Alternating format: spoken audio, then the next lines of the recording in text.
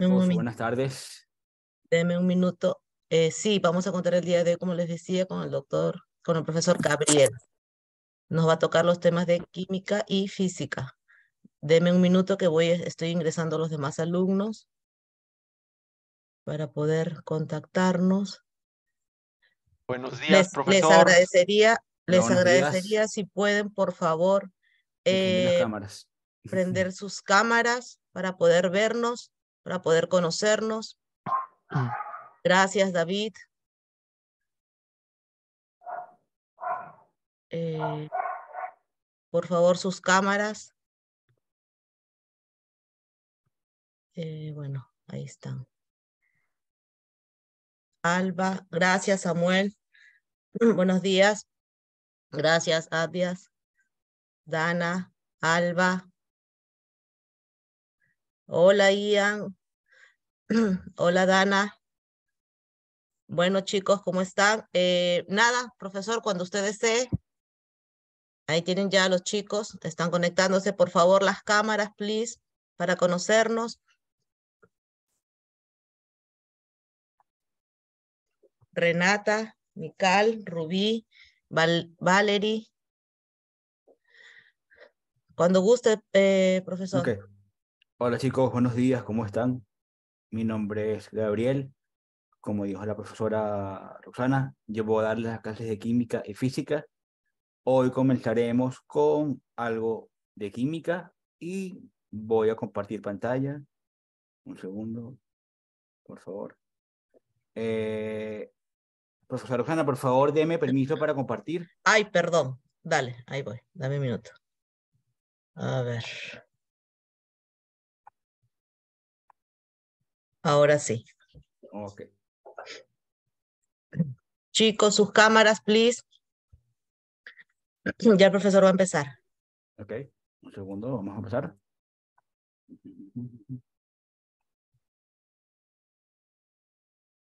Ok, chicos. Vamos a hablar un poco sobre la química orgánica y vamos a tocar lo que son hidrocarburos. Quisiera preguntarles a alguno, a ver si sabe qué son hidrocarburos. Vamos a ver un momentico, déjame verlos a todos. A ver, hago preguntas al azar. Les pregunto, a ver, participantes. A los que no me prenden la cámara. Exactamente, vamos a Ajá. preguntarle a Abril, ¿qué son hidrocarburos? Abril, Abril, ¿estás por ahí? se fue. Ah, no, no, estoy aquí No, no, todavía. no. Ya volví. Perdón, no tenía buena señal. Pero los Ok, hidrocarburos son compuestos, bueno, a lo que sé, son compuestos químicos que están formados por el carbono e hidrógeno, ¿verdad? muy bien. Como dijo su compañera Abril, los compuestos hidrocarburos están formados por carbono e hidrógeno. Entonces, aquí tenemos un ejemplo de una molécula muy, muy grande que tiene carbono, hidrógeno y tiene otros elementos como azufre, oxígeno, nitrógeno. Entonces, los hidrocarburos están formados, como le dije, por carbono e hidrógeno y ellos se enlazan a través de carbono con carbono. O sea, si yo tengo muchos, muchos carbonos, ellos se van a ir enlazando unos con otros. Desde moléculas muy, muy, muy pequeñitas hasta moléculas extremadamente grandes como el ADN. ¿Ok? Entonces, una muy, muy sencillita. Aquí tenemos dos carbonos unidos y alrededor de él tenemos muchos hidrógenos. ¿Cuál es la base de esto o cuál es la importancia de esto? Que un carbono solamente puede tener alrededor de él 4 hidrógenos o 4 enlaces, para ser más preciso. Solamente puede tener alrededor 4 enlaces. Un carbono no puede tener más de 4 enlaces. Si vemos, por ejemplo, aquí, este carbono que está aquí, tiene un hidrógeno, otro hidrógeno, y está enlazado a su lado con un carbono. Y ese mismo carbono que está a la derecha tiene 3 hidrógenos. Si ven, cada carbono tiene 4 enlaces. Ahora bien, los enlaces de carbono y carbono pueden ser simples, un solo enlace, o podemos tener un enlace doble, que es una rayita doble aquí, y tenemos ahora un carbono enlazado doblemente, y a su vez también tenemos hidrógenos a su alrededor. ¿Alguna pregunta hasta ahora con esto? ¿O todo está bien? A ver, le pregunto a alguien que tiene la cámara apagada. Vamos a preguntarle a Donato. ¿Está claro esto o no? Disculpe. ¿Está claro lo que estoy explicando o no? Sí, está bien. Sí, sí, es Perfecto. que también recién empiezo con química, todavía no he empezado, y Ah, estoy manejando como, entonces, sí, disculpe. perfecto, no hay problema. Ok. Y también el carbono con el carbono se puede enlazar también con 3 enlaces. Tenemos aquí un enlace, 2 enlaces, 3 enlaces y tenemos un triple enlace aquí. Y como ven, tenemos ahora, cada carbono tiene 4 hidrógenos. Ahora bien, vamos a dar, ahora que sabemos cómo se comporta el carbono, el hidrógeno, podemos hablar de lo que son hidrocarburos. Un hidrocarburo está formado solamente, como hablamos anteriormente, por carbonos y por hidrógeno. Y tenemos una fórmula molecular. ¿Alguno de ustedes recuerda o me puede decir qué es una fórmula molecular? A ver, le pregunto, vamos a ver. Vamos a preguntarle a... ¿Quién más tiene la cámara apagada por aquí? Miqueas Maldonado. ¿Me puedes decir qué es una fórmula molecular con lo que has visto anteriormente? Miqueas. Miqueas. ¿Estás? ¿Aló? En todo caso, que cualquiera que sepa la respuesta, por favor. Claro, me la hice. Vamos a ver. ¿Qué es una fórmula molecular? Si nos continuemos. Si no, continuamos. Bueno, ya les tengo por ahí una pregunta. Chicos, no siguen callados. No tengan miedo, por favor. Todos pueden hablar conmigo libremente. Ok. ¿Puedo? Que todos puedan... Ah, A dígame. Brigitte. Brigitte. Pues para mí No te escucho bien, Brigitte. no sé muy bien el concepto, pero por el nombre, una fórmula molecular sería donde nos indican los tipos de átomos que participan en la formación de una molécula. ¿Me hago entender? Exactamente. Exactamente. Una fórmula molecular me dice la cantidad de átomos que hay en una molécula. Entonces, en la fórmula molecular de un hidrocarburo es este que está aquí. CnH2n más 2. ¿Qué significa esto? Que dependiendo de la cantidad de carbonos que yo tenga, por ejemplo, si tengo 4 carbonos, N, va a ser algo como esto. Si tenemos 4 carbonos, esto va a ser C4, esto dice aquí, o sea, la fórmula dice esto, CnH2n más 2. Si yo tenemos un ejemplo que tenemos 4 carbonos, en vez de n, colocamos el número 4, y aquí multiplicamos 2 por 4, que eso es 8, más 2, son 10. ¿Está claro? ¿Se comprende? Ok. Entonces, ¿cómo podemos nombrar estos compuestos? Porque cada compuesto químico tiene un nombre. Como ustedes tienen un nombre y un apellido, todos los compuestos químicos tienen que tener un nombre. Y, por Disculpe, supuesto, dígame, ¿podría repetir un poco lo anterior? ¿cómo no? No lo entendí muy bien. Eso, No hay ningún problema. Fíjate, sí, lo siento. aquí que dice esto. La fórmula molecular de un hidrocarburo va a estar dada por esta fórmula, CnH2n más 2. Tenemos esto está aquí. ¿Se ve la pizarra o no? Sí, sí, le veo. Perfecto. CnH2n más 2. yo puedo elegir cualquier número, cualquier cosa que yo quiera, cualquier número, entre 1 y el infinito. ¿Ok? Vamos a decir, por ejemplo, vamos a borrar esto que está acá, y vamos a decir, por ejemplo, que n vale, a ver, dime un número que tú quieras, cualquier número, dime.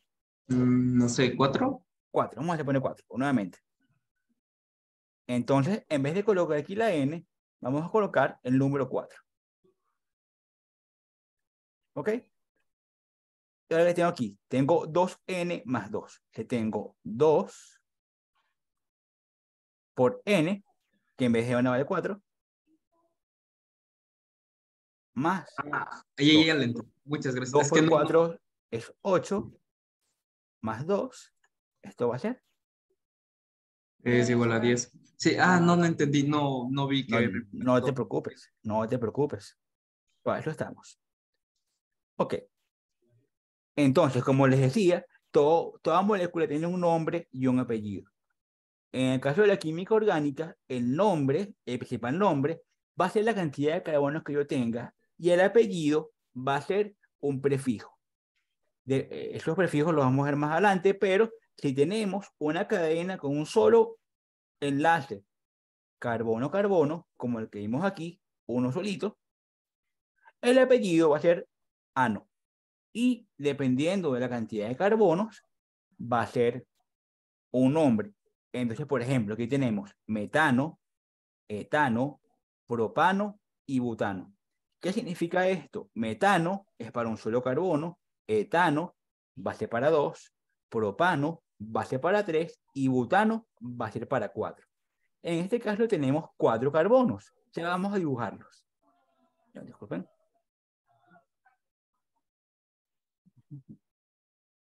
Ok, vamos a dibujarlo. Dibujamos un carbono, 2 carbonos, 3 carbonos y 4 carbonos. Y ahora tenemos que solamente colocarle los hidrógenos. Como les dije, cada carbono puede tener solamente 3 hidrógenos. Perdón, 4 enlaces. Un enlace, 2 enlaces y 3 enlaces. Este primer carbono tiene 3 enlaces y aquí está su cuarto enlace. Puedo cambiar los colores para que se vea mejor. Voy a poner este enlace aquí en color rojo. Segundo. Okay. Voy a ponerle todos los enlaces carbono-carbono de color rojo. Si vemos que este primer carbono, que está aquí, voy a hacer aquí un highlight. Este primer carbono tiene 4 enlaces. 3 con los hidrógenos y 1 con el carbono. ¿Eso se entiende? Chicos, salud. Vamos a preguntarle a... A ver, por favor, no se queden callados. Ustedes todos pueden hablar. Sí, está entendido. Sí, Perfecto. Perfecto. Ajá, ahora. Entonces, si este carbono tiene 4 enlaces, ¿cuántos hidrógenos le faltará a este segundo carbono?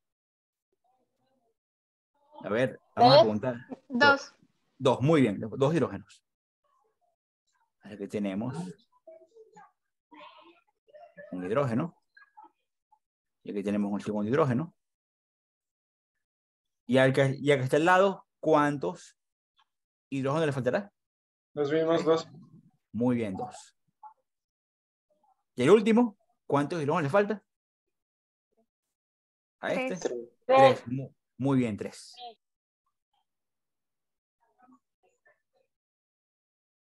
Aquí tenemos una molécula que tiene 4 carbonos y la vamos a llamar así. Esto se va a llamar butano. ¿Ok? Ahora una molécula muy común de estas, que en vez de ser butano, es que tenga 8 carbonos. Esta se va a llamar octano. Y esa palabra octano, a lo mejor a muchos les suena, porque cuando uno va a echar gasolina, uno pide gasolina de 95 octanos.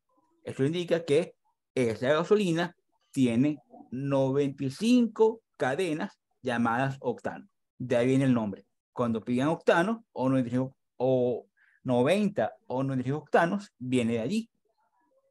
La química está en todas partes, chicos. En todo lo que nos rodea tenemos química.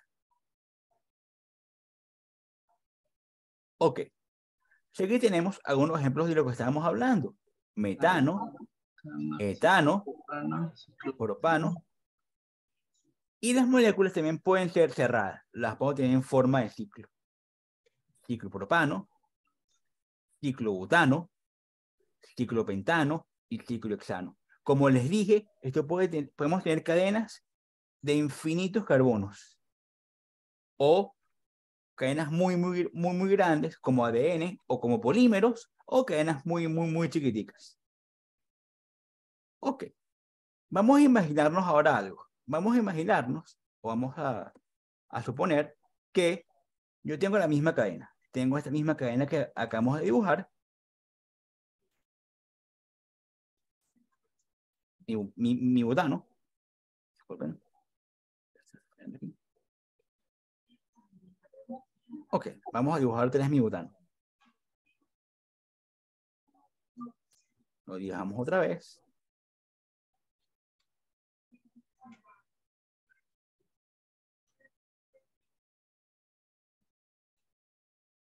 Y vamos a quitar un hidrógeno. Lo voy a dejar sin hidrógenos. Ok.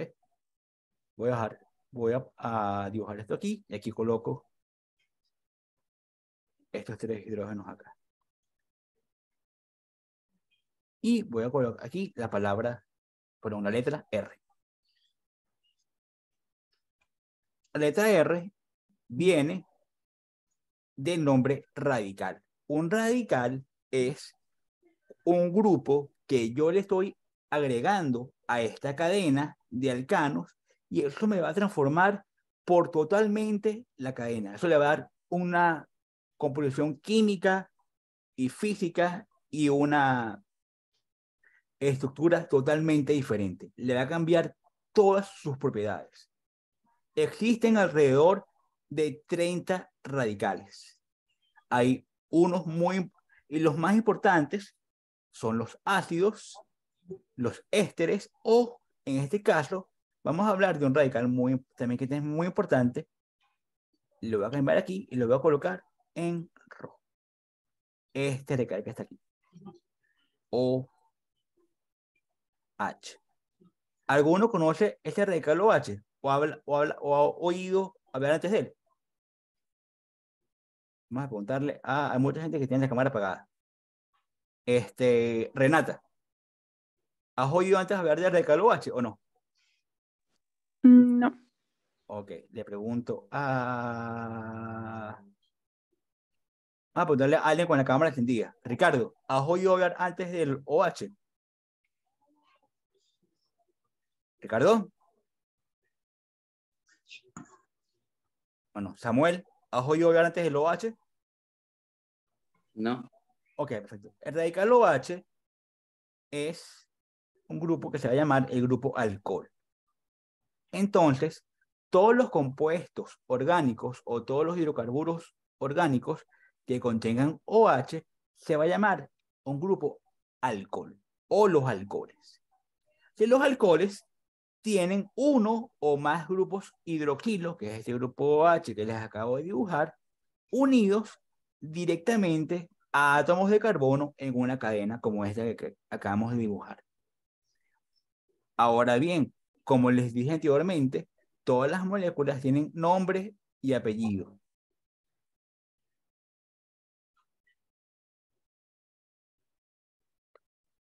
Entonces, como todos tienen nombre y apellido, el nombre de los alcoholes se va a llamar ol. Entonces, en esto aquí, lo vamos a llamar igualito. Si tenemos 4 carbonos, vamos a llamarlo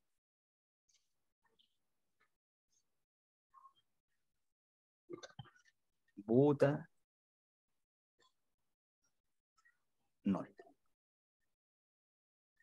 Chicos, ¿está claro? Sí. Perfecto. Ok.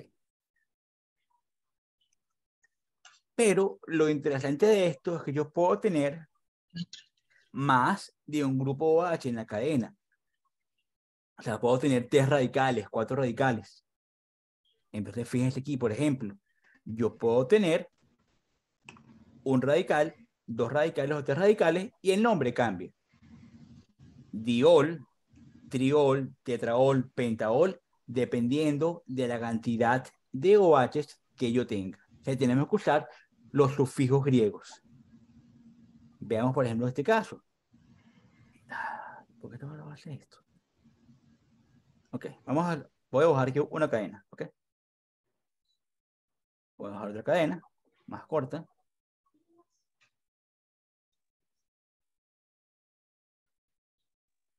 Ok. Y voy a colocarle los dos grupos OH.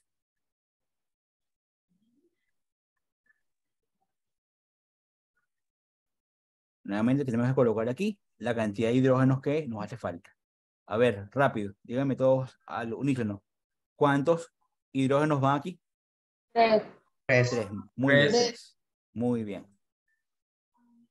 En este carbono, ¿cuántos querían? En este. 2. 2, seguro. 1. 1, muy bien, 1. En el de la derecha, ¿cuántos le falta? ¿Hidrógenos? 2, muy bien. 2. Ajá. En el que le sigue, 1. 1, muy bien. Y en el último, 3. muy bien. Ok. Ahí tenemos una molécula que tiene 1, 2, 3, 4 y 5 carbonos. Que tenemos 5 carbonos. Como tenemos 5 carbonos, hacemos así.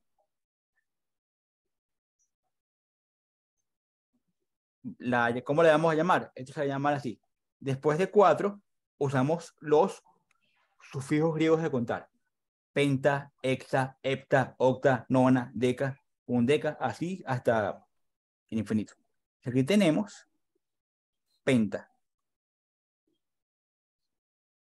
Y hayamos dicho que cuando teníamos un alcohol, íbamos a llamarlo ol. Pero en este caso tenemos 2. Se va a llamar pentano diol. Ahora, muy importante. Este nombre aquí, si ustedes lo escribían así, estaría malo. ¿Por qué? Porque cuando nosotros vamos a nombrar los alcoholes, es muy importante decir en qué carbono están. Entonces vamos a empezar a contar aquí. 1, 2, 3 y 4. Entonces tenemos en el carbono 2 y en el carbono 4 tenemos esos 2 alcoholes. Eso es lo que hacemos lo siguiente. Hay varias maneras de hacerlo. Hay 3 tipos de nomenclatura y vamos a llamarlo así. El 2,4, 2,4, indicando dónde están esos alcoholes, pentano diol. ¿Eso está claro, chicos? ¿Se comprende? Le pregunto. ¿O no se comprende? Vamos, todos. Perfecto. Ok. Entonces, ya que sabemos esos, los alcoholes pueden ser de varias formas. Si un carbono está, pero si ese grupo OH está en el primer carbono, se va a llamar alcoholes primarios, que ese carbono tiene nada más 2 hidrógenos. Si ese carbono está en un carbono que tiene un solo hidrógeno, lo voy a llamar un alcohol secundario. Y si ese OH, ese grupo alcohol, está en un carbono que no tiene ningún hidrógeno, lo voy a llamar alcohol terciario. Entonces tenemos alcohol primario, alcohol secundario y alcohol terciario. ¿Cuáles son algunas propiedades de estos alcoholes? Ok, esto es muy importante. Tienen puntos de fusión y ebullición que son mayores a los alcanos normales. ¿Qué significa eso? Que si yo tengo mi cadena normalita sin un grupo OH, si yo le agrego este grupo OH, ese punto de ebullición va a ser mucho más alto.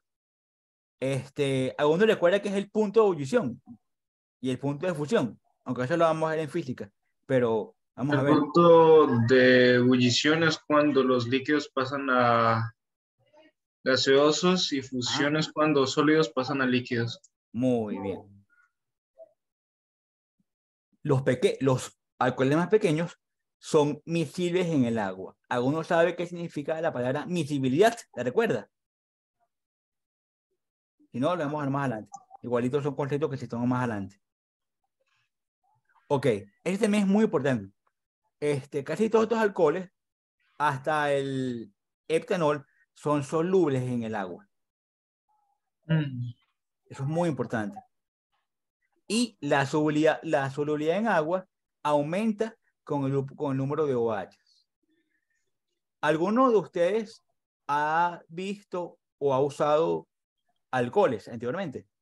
¿Cuál es el alcohol más común que ustedes conocen? En casa, por ejemplo. Etílico. El alcohol etílico, que es el que uno usa para beber, y el alcohol isopropílico es el alcohol que usan cuando uno se corta la mano y hay sangre, y para limpiar una herida, usamos el alcohol isopropílico. Ok, chicos. Vamos a hacer unas pequeñas preguntas y pasamos rápidamente a física, porque son los alcoholes de hoy. Ok. Fíjense.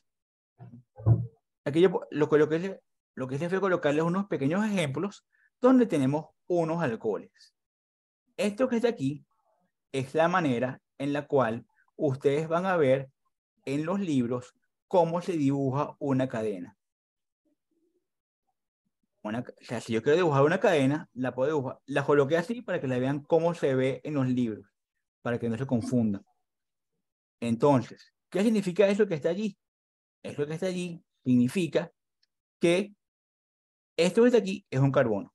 Esto que está aquí es otro carbono. Esto que está aquí es otro carbono. Esto es otro carbono.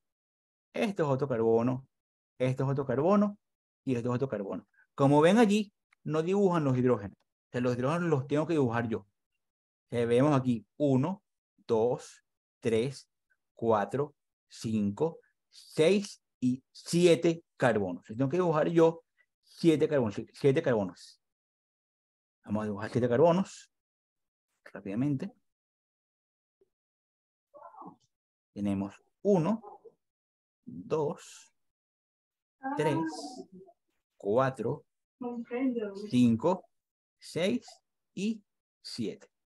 Y sé que en el segundo carbono de izquierda a derecha va a haber un grupo OH. Vamos a colocarlo. Perdón. Vamos a colocarlo. Ok, y ahora lo que voy a hacer aquí es obviar esto que está acá. Los hidrógenos. Aquí van 3. Y los hago rápidamente. Aquí van 2. Por ahora voy a obviar esto. Porque eso lo tenemos que tocar más adelante.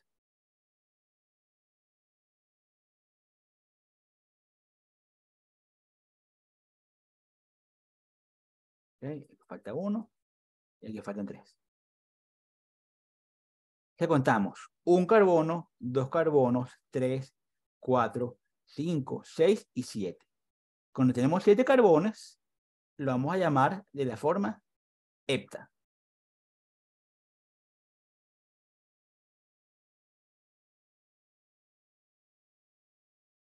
Ok. ¿En qué posición está ese OH? ¿En qué carbono? ¿Alguien me puede decir? Sexto. En el sexto. Muy bien. En sexto. Muy bien. ¿Y qué pasa si yo cuento de derecha a izquierda? En el segundo. En el segundo. Ok. Eso es muy importante. Cuando vayamos a nombrar los alcoholes o cualquier molécula orgánica, tenemos que darle el menor número posible a ese alcohol. Es decir, tengo que darle la menor posición posible. Yo puedo empezar a contar desde donde yo quiera. O yo empiezo a contar de aquí para acá. O empiezo a contar de aquí para acá. En el segundo carbono está el electrón. Este caso sería el segundo porque es muy... O sea, porque es más corto. Disculpe, Chicos, en el caso en que esté en el medio, ¿qué puede, qué se podría es hacer? indiferente, es indiferente. Si está en el Así medio es. es indiferente si la molécula es par. Si la molécula es impar, no importa. Porque si la molécula es impar, vas a tener de un lado más corto que del otro. Pero si es una molécula par, me refiero a par, si tengo 4 carbonos, va a estar siempre en el segundo. ¿Ok? Ok, ¿Me chicos. podría explicar un poquito más detallado? No lo ¿Cómo entendí no? un Por poquito. supuesto. Por ejemplo, fíjate. Perdón, gracias. Vamos a amenazar que tenemos esto hasta aquí.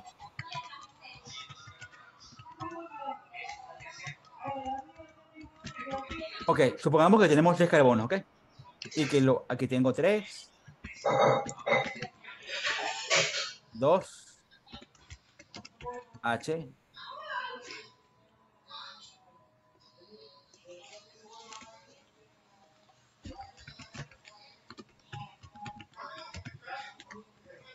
Si está en el medio, por ejemplo, supongamos que está acá. 1, 2, 3, 4.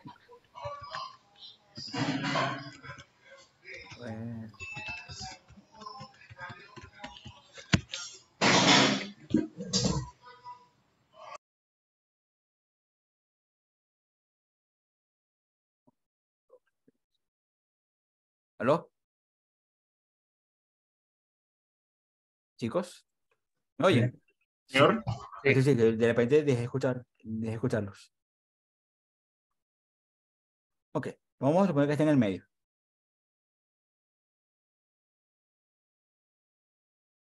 Si cuento aquí va a dar 3. 1, 2, 3, 4, 5. Y si cuento aquí para acá, ¿dónde va a estar? Si cuento aquí, está en el tercero. Y si cuento aquí, 1, 2, 3, va a estar en el cuarto. Siempre vamos a tratar de darle la menor posición posible. ¿Se comprende? Sí, sí. Oh, sí, sí, muchas gracias. De nada, perfecto. Ok, chicos. Vamos a cambiar a física. ¿Esto quedó todo claro? Sí. Perfecto. Ok, vamos a cambiar un poquito a física. Voy a cambiar esto hasta aquí. Voy a hacer esto hasta acá. Voy a mover la pizarra a la derecha completamente. Ok. Vamos a hablar un poquito de física. Y vamos a hablar de fuerzas en movimiento. Obviamente, para hablar un poquito de física, hablamos de qué es la física. La física estudia todo lo que está relacionado con lo que es movimiento, energía y cómo son las interacciones que hay entre ellas. ¿Ok? Y en la física hay una parte muy importante que se denomina cinemática. La cinemática estudia el movimiento de las cosas. La dinámica va a estudiar el por qué se mueven esas cosas y todas las fuerzas que están involucradas en eso. ¿Alguien me puede dar un ejemplo de un movimiento? Cualquier movimiento. ¿Caminar? El caminar es un movimiento, fácilmente. El de un vehículo es un movimiento. Una pelota que se mueve en un campo de fútbol es un movimiento. ¿La rotación de la Tierra también? La rotación, obviamente, eso es movimiento circular. También la caída de un objeto. Exactamente, la caída de un objeto. Todo eso son movimientos. ¿Ok? Entonces, lo más importante es que el movimiento es un cambio de posición con respecto al tiempo. Se voy a dibujar esto hasta aquí. Vamos a imaginarnos que tenemos esto hasta acá. Tenemos la distancia entre un punto A y un punto B. Esto lo voy a llamar yo, esto es una distancia cualquiera. Distancia.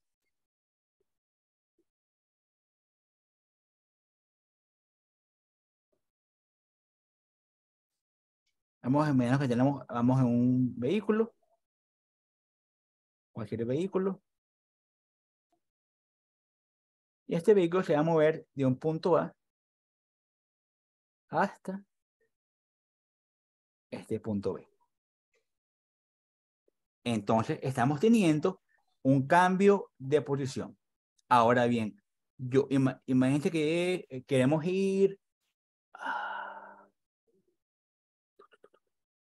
no sé, que queremos ir, vamos a suponer que desde México hasta Canadá. Yo puedo ir en coche, obviamente es un viaje muy largo, puedo ir en avión, Eso es un avión, yo no dejo también que digamos. O puedo hacer como hicieron los aborígenes iniciales, que se fueron caminando. ¿Ok? Puedo hacerlo. Puedo hacer las tres cosas. Puedo ir en coche, puedo ir en avión o puedo ir caminando. Y igual este cuerpo va a tener una variación de posición con respecto a la distancia. Pero aquí también viene otro factor que es muy importante. ¿Cuál va a ser la diferencia entre irme caminando, irme en avión e irme en coche? Si quiero ir de México a Canadá. Tiempo. Un Sí, ejemplo. llegaría más rápido. ¿Cuál es la principal diferencia? Tiempo. Condiciones del El tiempo. tiempo. Chicos, ¿cuál es la Tiempo. diferencia entre irme de México a Canadá caminando, Tiempo y en velocidad. avión o en coche? ¿Aló? ¿Me oyen? Sí, Gabriel, te están diciendo ¿Están ahí? tiempo y velocidad. ¿Los escuchas? Chicos, Gabriel, ¿me Ya, oyen? trayecto, audífono. algo que- No escucho a nadie. Creo que se le fue el internet. Ajá. ¿Quién levantó la mano? Brigitte. A ver. ¿Alguien me puede escuchar? Sí, entonces, Aló, aló. Aló. Señor, buenas. Aló. Gabriel, sí se te escucha. ¿Sí me oyen? Sí, ¿Sí? señor. Perfecto. Ok. Sí, se demora más caminando. Muy bien. Como se demora más caminando, eso implica que es el tiempo lo que está fallando, ¿vale? Lo que va a variar, el tiempo.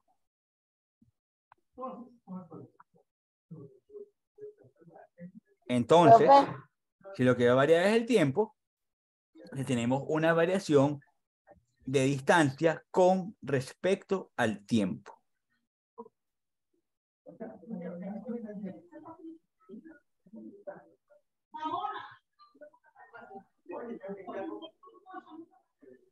Entonces, tenemos Gabriel, disculpa que te interrumpa. ¿Estás Tenemos escuchando a los alumnos? un cambio de posición con el tiempo. Si fíjense, esto está aquí, que tenemos aquí, va a cambiar la distancia, va a variar. No escucho a nadie.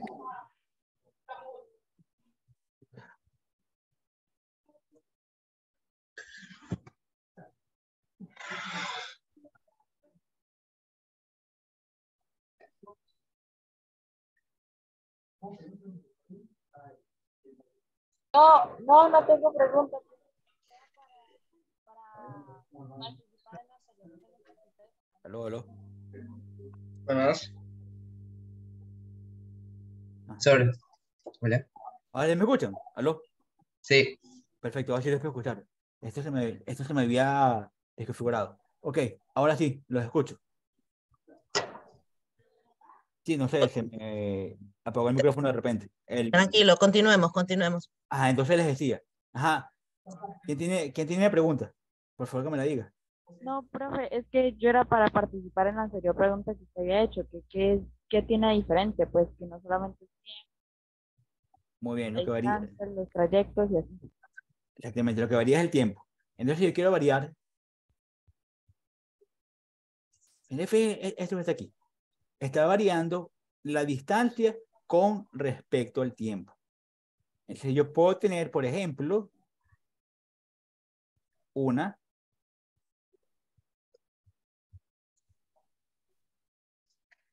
distancia final menos una distancia inicial y un tiempo final menos el tiempo inicial. Eso que está allí es, cuando hago la diferencia, eso se escribe con un triangulito, que significa variación. Variación de velocidad con respecto, perdón, con una variación de respecto al tiempo. Variación de posición con respecto al tiempo. Eso me va a dar una nueva variable que voy a llamar yo velocidad. La velocidad viene allí, distancia entre tiempo. Por eso es que cuando uno va en un vehículo, va a 120 kilómetros por hora. Eso quiere decir que recorre 120 kilómetros en una hora o 250 kilómetros por hora. O en un avión uno va a, creo que son 550, o ahorita no recuerdo la velocidad de un avión. Y caminando uno máximo 3 kilómetros por hora o 10 kilómetros por hora, dependiendo de cuán rápido uno pueda caminar. ¿Eso está claro? Sí. Entonces, eso nos va a decir que la velocidad, esto nos va a dar nuestra primera ecuación, perdón. La velocidad es la distancia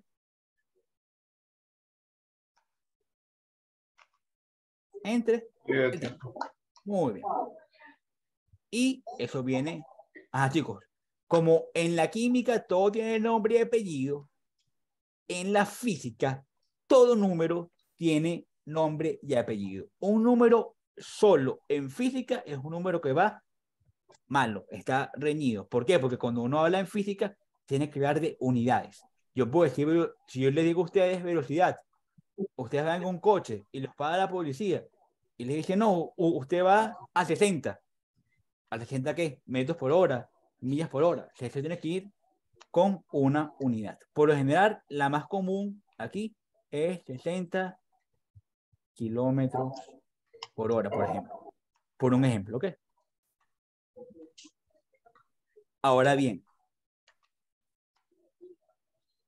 como les decía, la velocidad viene allí. Entonces, eso se va a llamar movimiento rectilíneo uniforme. ¿Qué significa eso? Bueno, que yo voy a recorrer una distancia de un punto a otro sin moverme, sin acelerarme, sino voy a ir todo el tiempo moviéndome, ¿ok? A cierta velocidad. Y la velocidad es un vector. Un vector es un segmento o una línea que va a tener un valor o una magnitud, una dirección y un sentido. Es decir, por ejemplo, yo puedo ir hacia el norte, hacia el este, voy hacia el este a 120, voy al norte a 60 o voy al sur a 80. Entonces le estoy dando una dirección que voy hacia arriba, hacia abajo, izquierda, derecha, norte, sur, este, oeste, o noreste, sureste, como ustedes quieran, y una magnitud, un número. Ese número es el que me va a decir hacia dónde voy. Obviamente, también puedo dar coordenadas. Ustedes recuerdan que yo puedo dibujar aquí un eje de coordenadas, X, Y, y puedo decir, bueno, por ejemplo, este vehículo está en este punto. Ese punto es el punto X, Y.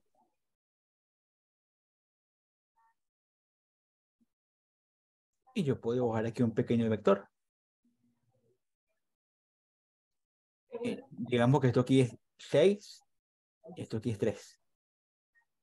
Y yo puedo decir, estoy a 6 kilómetros este y 3 kilómetros hacia el norte. Entonces, este va a ser un vector que va hacia el noreste. ¿Eso se entiende, no? ¿Se comprende? Sí, señor. Perfecto. Sí. Perfecto. Entonces, fíjense, tenemos varios ejemplos de movimiento. Yo puedo irme de un punto a otro. Este es más o menos lo que yo les acabo de dibujar. Sí, imagínense que yo estoy en un pequeño barco que está cruzando un río. Si el río tiene cierta distancia de ancho, ese vehículo va a ir moviéndose lentamente hasta que logre cruzar todo el río. Obviamente el río también tiene una fuerza que me va a ir empujando un poco hacia la derecha. Ok. Aquí tenemos otro ejemplo muy, muy común. Imagínense que yo estoy lanzando un penalti, por ejemplo. Entonces, aquí hay varias cosas involucradas. Primero es la fuerza con que el jugador va a patear el balón. La segunda, hacia qué dirección se va a mover la pelota. El balón puede ir hacia la esquina superior derecha, hacia el ángulo izquierdo, el ángulo derecho. Yo puedo lanzar la pelota por debajo, ¿ok? Y la pelota va a salir con cierta velocidad. Esa velocidad va a estar dada por la fuerza con que yo pueda imprimirle a esa pelota o a ese balón o a ese balón. Y nuevamente aquí también hay varias cosas involucradas, hay varias fuerzas involucradas. Aparte de la fuerza con que yo le imprimo el balón, hay una fuerza que está jalando este balón hacia el piso, que es la fuerza de gravedad. Porque si yo pateara y no hubiera gravedad, el balón fuera todo el tiempo hacia arriba y jamás cayera. ¿Está claro? Chicos. Sí, profesor. Perfecto. También aquí hay otras cosas que van involucradas, que son velocidades de reacción, cuán rápido puede el portero reaccionar a mover su mano, y si la detiene, tenemos una fuerza que viene el balón y con los músculos que tienen ese movimiento. Ok.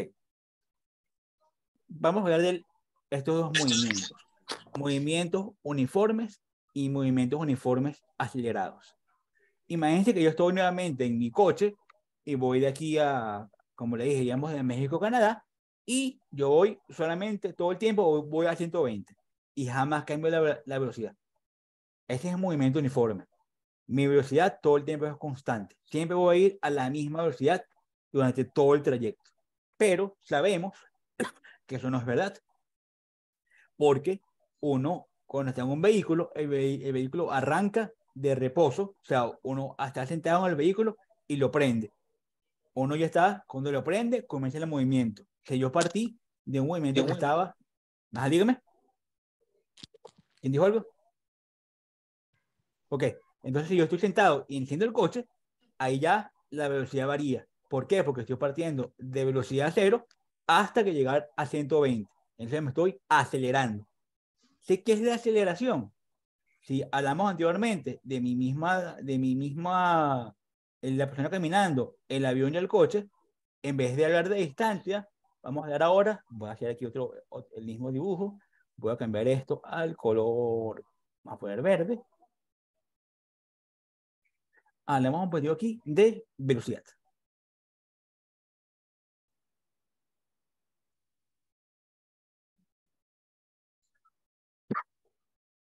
Si la velocidad varía durante todo este tiempo, voy a hablar de algo que se denomina aceleración. Si yo voy en el coche, agarro y consigo tráfico, ya mi velocidad está variando. Aquí tengo una velocidad, consigo tráfico, se detiene, vuelvo a arrancar, aquí tengo otra segunda velocidad.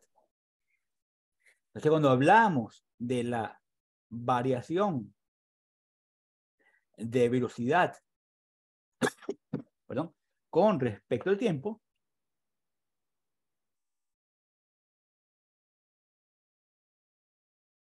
ahí hablamos de lo que es la aceleración.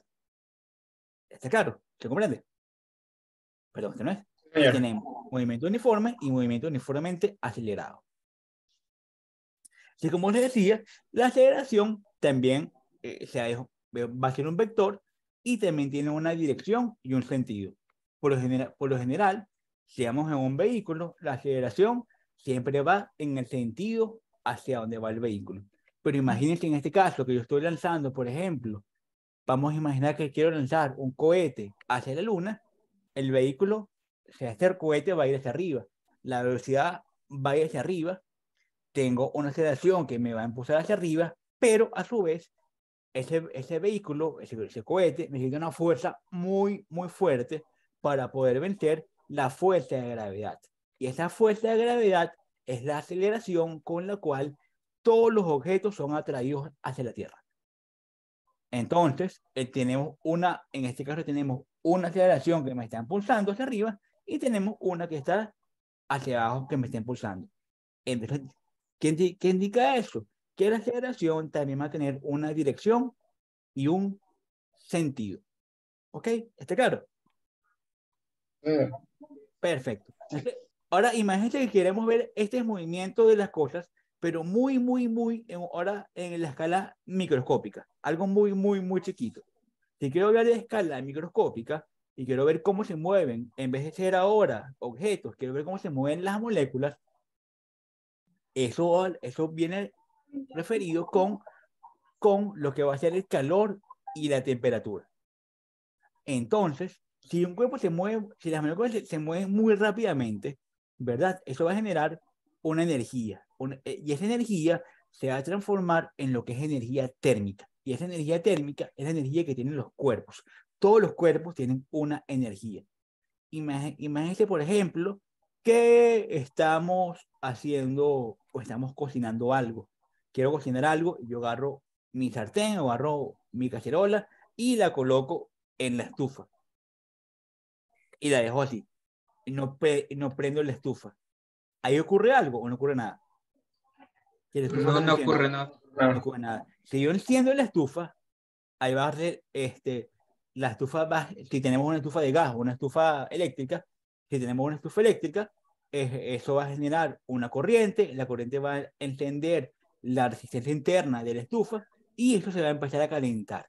Al empezar a calentar eso, como los objetos están pegados uno con otro, la estufa va a empezar a transmitirle energía calórica y calor a la cacerola. Cuando ocurre eso,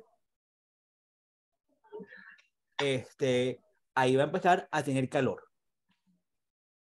Entonces ahí tenemos ya un pequeño equilibrio. ¿Hasta dónde se va a calentar la cacerola? La cacerola se va a calentar hasta la temperatura que yo le indique en mi cocina. Si yo quiero calentar, por ejemplo, a 80 grados o a 100 grados o a 90 grados, yo coloco mi estufa a 90 grados, coloco mi cacerola a 90 grados y ahí va a ocurrir un equilibrio térmico. ¿Ok?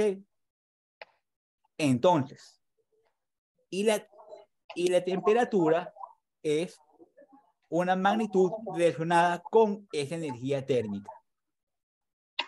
¿Cómo yo puedo medir la temperatura? Uso un termómetro. Los termómetros usan para medir la temperatura de todos los cuerpos. Obviamente, existen diferentes escalas de temperatura. Tenemos la escala Celsius, la escala centígrada, tenemos la escala Fahrenheit y tenemos la escala Kelvin. ¿Ok? ¿Qué indica, qué mide ese termómetro? ¿O qué mide esa energía? Si yo tengo una energía muy baja, implica que tengo una temperatura muy baja. Y la temperatura baja viene dada con un movimiento muy lento de las partículas. Las partículas se van a mover muy lentamente, la temperatura va a ser muy baja. Ahora bien, si tengo una temperatura muy alta, esas partículas van a estar todo el tiempo en movimiento y eso va a generar calor. Y ese calor va a hacer que la temperatura suba. Entonces tenemos, como les decía, un termómetro. Un termómetro sirve para medir la temperatura. ¿Cómo se usa? Bueno, tenemos termómetros, ahorita son digitales. Anteriormente se hacían con mercurio, que ese mercurio con el calor se dilataba y subía o bajaba dependiendo del calor que uno tenía en el cuerpo o en la solución donde la está midiendo. Ok. ¿Alguno ha hablado hablar de la temperatura absoluta? Bueno, si no, yo les explico rapidito esto. La temperatura absoluta es la temperatura más baja posible que hay. No hay nada más bajo que esto. Y son menos 273 grados. Esa es la temperatura absoluta. Eso es el 0 grados Kelvin. ¿Qué implica eso? Que a 0 grados Kelvin no va a haber ningún movimiento de ningún átomo y ninguna molécula. Eso es lo más bajo que se puede registrar.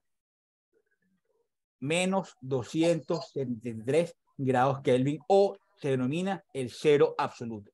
A esa temperatura, los átomos que están en cualquier objeto van a permanecer inmóviles.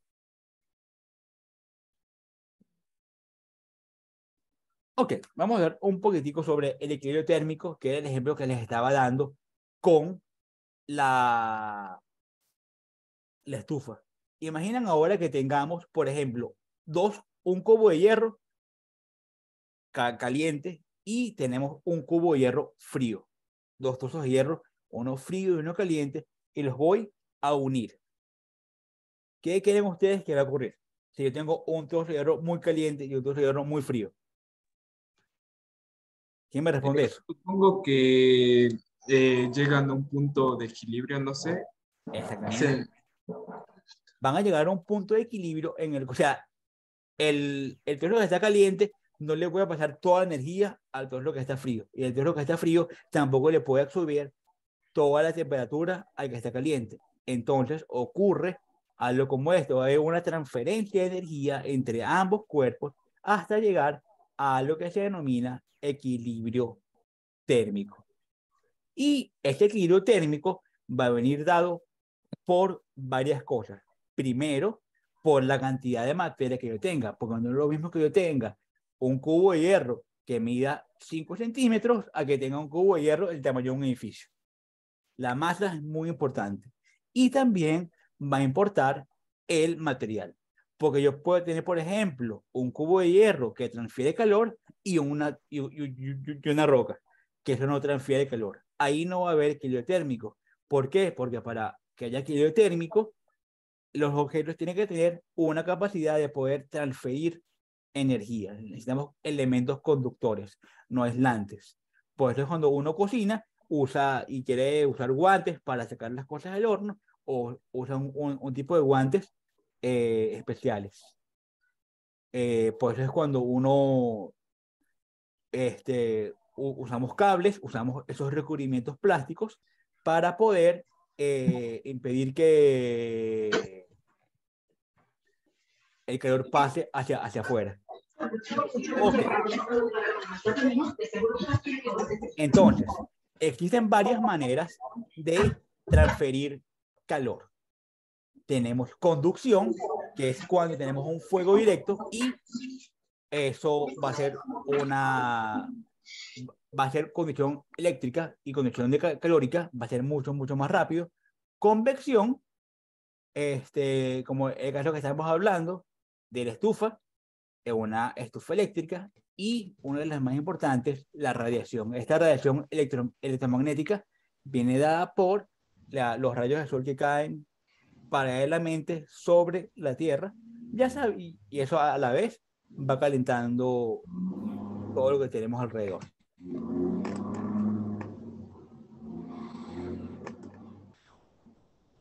Entonces, fíjense, aquí tenemos varios ejemplos de conducción eléctrica. Estamos hablando de elementos conductores, como los metales, o elementos malos o que son malos conductores o aislantes, como la madera, el aire, el cuero. Son elementos que son pocos conductores o son aislantes. Últimamente se descubrió que el diamante es uno de los mejores conductores del calor por la forma en la cual están sus átomos de carbono ubicados.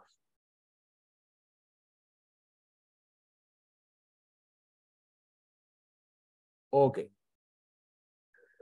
¿Alguno sabe lo que es la convección? ¿La recuerda? Ese es el mismo caso que el calor se recibe pues directamente. Muy bien. Entonces tenemos por aquí esto que está allí, la estufa, y eso se va a mover, ¿verdad? Va a pasar el calor y va a estar todo el tiempo allí. Y la radiación electromagnética, como les decía, es la que tenemos obviamente, por los rayos del sol. Eso va a hacer que esos rayos caen paralelamente sobre la superficie de la Tierra. La Tierra está en el sistema solar en una posición privilegiada porque hace que los rayos caigan paralelamente y no nos dañe todo el equilibrio económico que tenemos. Ok. Chicos, ¿tienen alguna pregunta? Yo les tengo varias preguntas a ustedes. Vamos a preguntarles. Vamos a preguntar. Nos quedan 5 minutos y voy a hacer preguntas al azar. Voy a preguntar. Vamos a ver. Veo que muchos tienen la cámara apagada. El primero que vea con la cámara apagada aquí le voy a preguntar. Avi, ¿estás allí? Hola, Avi. Es contigo. Pregunta. ¿Me puedes dar un ejemplo de un alimento aislante? Le pregunto a Avi, a Matt. Le pregunto a David o a Harold. Cada uno me tiene que dar un ejemplo o un ejemplo de un elemento aislante. Uno de los elementos aislantes de los que estaba describiendo anteriormente era la madera. ¿Cómo cuáles? Dime uno. La madera. La madera, muy bien. Y un elemento conductor, Ian. Un metal. Un metal. Muy bien, chicos. Ok. Concha de coco. Es un aislante, muy bien. Hidrocito. Ok. Vamos a hacer aquí un pequeño polemito, un segundo, por favor. Vamos a imaginarnos, ¿verdad? Que tenemos lo siguiente. Vamos a hacer aquí un pequeño problema. Vamos a imaginarnos, vamos a dar tres de velocidades y vamos a imaginarnos que tenemos que ir ahora nuevamente de México. El vidrio, muy bien. El vidrio es un elemento aislante. Muy bien, Mica. Vamos a ir de México a España.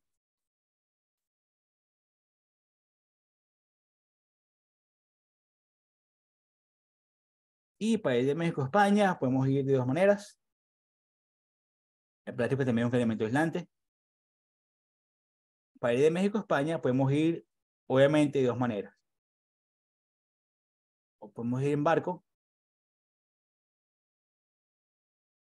Ajá, Brigitte, dime. Brigitte. Brigitte. ¿Qué tienes la mano levantada? Dime. Aló. Brigitte, dime, pregunta. Brigitte, sí te escuchamos. Puedes hacer la pregunta. No, parece que no nos puede escuchar. No te escucho. Ok, como les decía. Brigitte, puedes escribir, si no, en todo caso. Sí, escribe, Brigitte. Yo lo leo. No se te escucha. No te escucho. Ian, creo que también quería participar.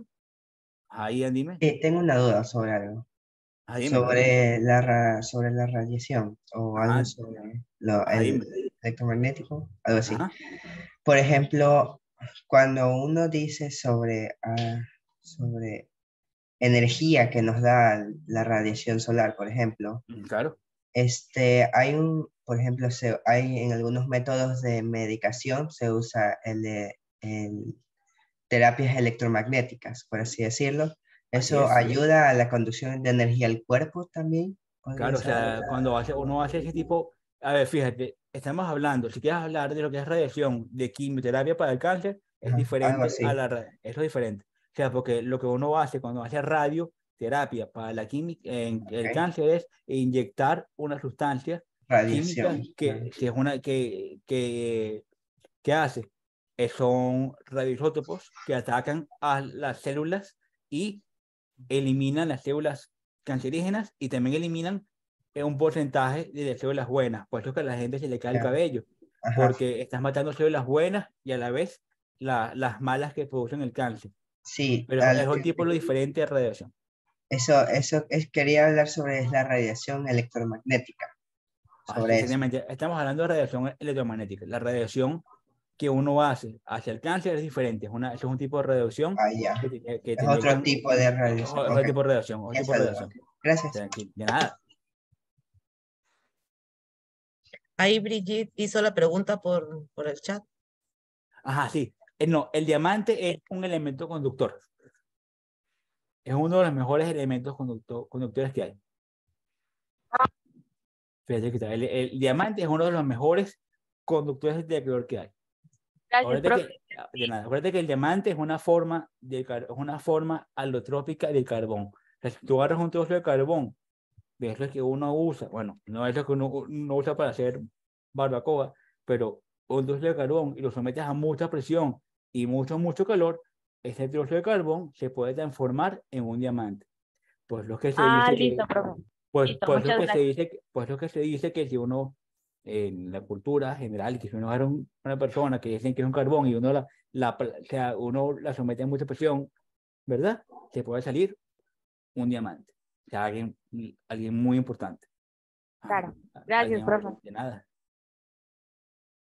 Y la cerámica también puede actuar como transferencia de calor dependiendo del material. Fíjense que si uno hace, aquí me pondieron en el chat sobre la cerámica, uno cuando hornea en cacerolas de barro, como hacían nuestros antiguos aborígenes, usaban cacerolas de barro para hornear. Entonces son cosas que uno puede usar como transferencia de calor. ¿Alguna otra duda, pregunta? Estamos hablando aquí de este pequeño ejemplito que estamos hablando. Ajá. Mical, dime, te escucho.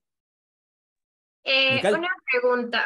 ¿Todo plástico es un material aislante o solo ciertos tipos de plásticos? Hay solo ciertos tipos de plásticos que son aislantes. Todos no.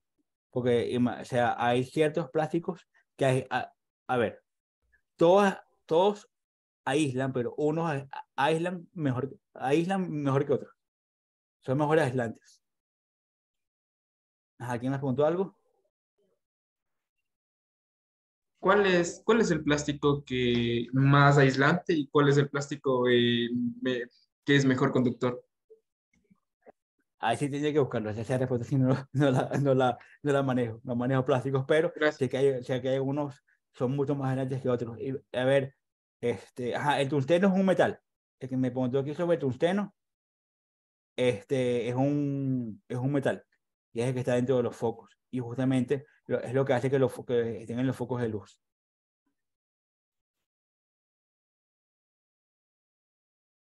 ¿Alguna otra duda, pregunta que me quieran decir? Mientras hacemos este pequeño ejercicio. Ok. Nuevamente, hablamos aquí de velocidades y hablemos que queremos ir de México a España. Podemos ir en coche, pero en coche. Podemos ir, bueno, se puede también en coche, pero nos tardaríamos mucho tiempo. Si me preguntan cómo se puede ir en coche a España, recuerden que se puede llegar a Europa a través de España por Alaska, por el estrecho de Bering, que es por donde por donde se caminó y se pobló América. Eso se congela durante el invierno y por ahí puede pasar.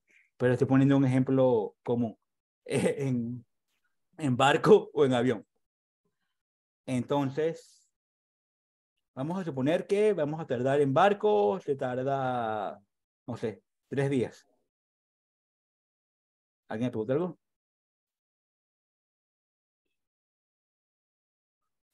El galio como conductor de calor, ya un segundo, a ver, boro, aluminio, galio. El galio es, ok, el galio es un no metal. No, el galio es un metaloide y puede funcionar como conductor. Tendría que buscarlo. No he trabajado con galio. He trabajado con aluminio, pero con galio jamás he trabajado. Pero están en el mismo grupo. O sea, si ustedes ven en la tabla periódica, se darán cuenta que el aluminio y el galio están cerca en la tabla periódica y tienen estas mismas propiedades. El boro es un no metal, así que el boro no conduce. Pero el aluminio y el galio tienen propiedades químicas muy parecidas y sí pueden, el galio puede conducir electricidad. Ok, entonces tenemos, nos vamos a ver. Sí, perfecto. Sí, ya se profe, ya estamos en la hora. Ok, entonces, fíjense. De México a España nos tardamos 3 días en barco y 2 horas en avión. Si yo creo aquí para calcular la velocidad es muy sencillo, fíjense. Velocidad es igual a distancia entre tiempo. Velocidad es igual a distancia entre tiempo. Digamos que la distancia sean, no sé, digamos que son 3.000 kilómetros, por ejemplo, por decir algo. No sé, estoy hablando sin Sí, sí. Ya termino que terminamos. Son 9.000 kilómetros. Perfecto, gracias. 9.000 kilómetros. Y aquí tenemos 9.000 kilómetros. Y aquí son 8 horas. Son 8 horas. Lo que se esperan llegar.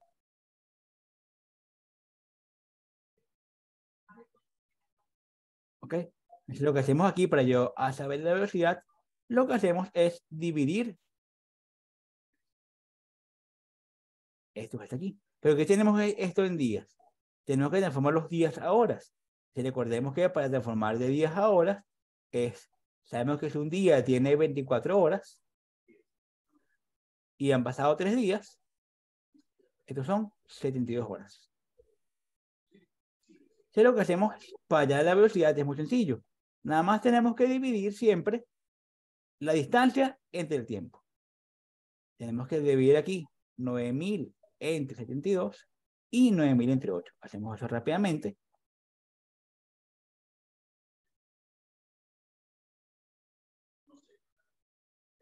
¿Alguien tiene la calculadora ahí, por favor? Sí, yo aquí la tengo. 9.000 entre 72 es 125. Ajá. Y 9.000 entre 8 son 1.125. Perfecto.